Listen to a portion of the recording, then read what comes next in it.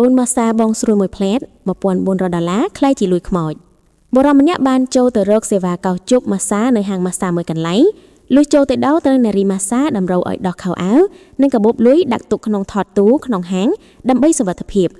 លុះទៅចិនមកវិញពិនិត្យមើលកាបូបលុយស្រាប់តែបាត់ប្រាក់ដុល្លារចំនួន$1400ឃើញលុយខ្មោចទៅវិញជាហេតុធ្វើឲ្យជនរងគ្រោះកើតទុកមិនសុខចិត្តបដិនកម្លាំងជំនាញអាវុធហត្ថចោះស្រាវជ្រាវនឹងឈានដល់ការឃាត់ខ្លួនម្ចាស់ផ្ទះនិងនារីម៉ាសាសរុបចំនួន7នាក់នាំយកទៅសាកសួរករណីនារីម៉ាសាលួចបន្លំយកលុយភ្ញៀវនេះបានកើតឡើងកាលពីយប់ថ្ងៃទី24ខែមករាឆ្នាំ2025នៅចំណុចហាងម៉ាសាមួយកន្លែងយីហៅម៉ាសាបែបបុរាណមានទីតាំងស្ថិតនៅតាមបណ្ដោយផ្លូវព្រះសុធិរោះក្នុងសង្កាត់ទន្លេបាសាក់ខណ្ឌចំការមុនរហូតមកដល់វេលាម៉ោង10យប់ថ្ងៃទី25ខែមករាឆ្នាំ2026ទើបកម្លាំងជំនាញអាវុធហត្ថបានចោះអន្តរាគមន៍ឃាត់ខ្លួនជនសង្ស័យសរុបចំនួន7នាក់ប្រុស2ស្រី5ជនរងគ្រោះដែលត្រូវនារីម៉ាសាបន្លំលួចលុយអស់ចំនួន$1400នោះមិនត្រូវបានស្គាល់អត្តសញ្ញាណនោះទេគ្រាន់តែដឹងថាជាជនជាតិចិននិងជាជនពិការកថ្លង់ខាងលើតាមប្រភពមន្ត្រីជំនាញអាវុធហត្ថខណ្ឌចំការមុនបានឲ្យដឹងថាមុនពេលកើតហេតុកាលពីយប់ថ្ងៃទី24ខែមករាឆ្នាំ2026ជនរងគ្រោះជាជនជាតិចិនដែលជាមនុស្សកថ្លង់ខាងលើបានចូលទៅរកសេវាម៉ាសានៅទីតាំងហាងម៉ាសាយីហៅម៉ាសាបែបបុរាណខាងលើ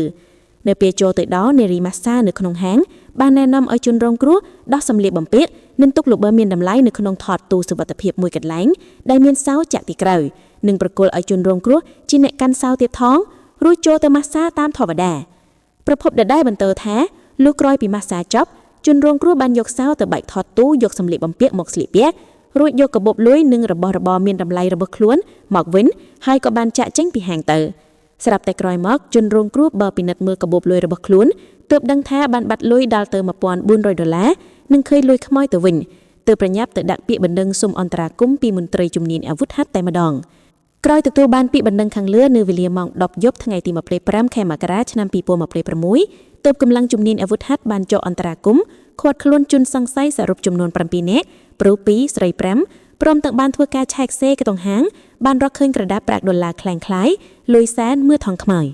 ជុំវិញករណីនារីម៉ាសាបន្លំលួចលុយភ្ញៀវនេះក្រោយបានមន្ត្រីជំនាញបង្ហើបឲ្យដឹងថា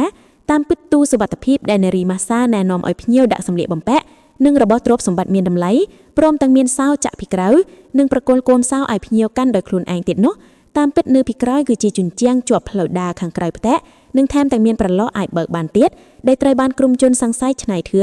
ដើម្បីងាយស្រួលលួចលុយនិងទ្រព្យសម្បត្តិមានតម្លៃរបស់ភ្ញៀវក្រោយកើតហេតុមន្ត្រីជំនាញអាវុធហត្ថបាននាំខ្លួនជនសង្ស័យប្រុសស្រីទាំង7នាក់ខាងលើទៅសាកសួរនិងរៀបចំកសាងសំណុំរឿងបញ្ជូនទៅចាត់ការបន្តតាមនីតិវិធីចំណែកផ្ទះម៉ាសាខាងលើត្រូវបានសមត្ថកិច្ចឃ្លុំបេផ្អាកអាជីវកម្មជាបណ្ដោះអាសន្ន